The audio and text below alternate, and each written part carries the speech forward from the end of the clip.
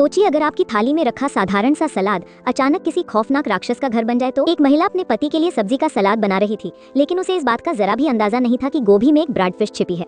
उसने बस रसोई के चाकू से उसे 18 टुकड़ों में काट दिया। जब उसके पति ने ब्राडफिश के साथ रात का खाना खाया तो उसे थोड़ी बेचैनी महसूस हुई। पहले तो उसने सोचा कि ये सिर्फ एक साधारण पेट दर्द है, लेकिन उसे नहीं पता था कि ब्राडफिश उसके शरीर में उत्परिवर्तित हो गई है। अगले दिन जब दशानी ग्राहक के साथ रात का खाना खा रही थी तो उसे अचानक अपने पेट में तेज दर्द महसूस हुआ, मानो उसके पेट में हजारों कीड़े कुलबुला रहे हों। उसके पास पेट में दर्द होने का नाटक करने और वहाँ से चले जाने के अलावा कोई चारा नहीं था। फिर वो जल्दी से शौचालय गई। नतीजतन उसे तब तक पता नहीं चला जब तक उसने देखा नहीं। इस समय उसकी नाक से बहुत सारा खून बह रहा था। दशान इतनी डरी हुई थी कि वो अचानक घबरा गई। महंगा संगीत बजाने के लिए उसे दर्द सहना पड़ा और अपनी सीट पर वापस आ गई। फिर उसने शांत होने का नाटक किया और एक गिलास दावुजू पी लिया। अप्रत्याशित रूप से इस समय उसके मुंह से बहुत सारा खून निकला, जिसने सीधे वुजू को शराब में रंग दिया। इससे पहले कि वो समझ पाती कि क्या हो रहा है, दशान को तेज सिर दर्द हुआ। अगले ही पल वो एंट गई और जमीन पर गिर पड़ी। ये दृश्य देखकर आसपास के सभी ग्राहक डर गए और हॉल में सभी दिशाओं में भाग गए। किसी ने जल्द ही पुलिस को बुलाया और चिकित्सा कर्मचारियों ने दशान को तुरंत बाहर निकाला। हालांकि केवल 5 मिनट से भी कम का अंतराल था। चिकित्सा कर्मचारियों ने केवल दशान की स्थिति पर एक नजर डाली और अनुमान लगाया कि उसके मन में नॉर्थ वेस्ट के लिए छिपी हुई नफरत है।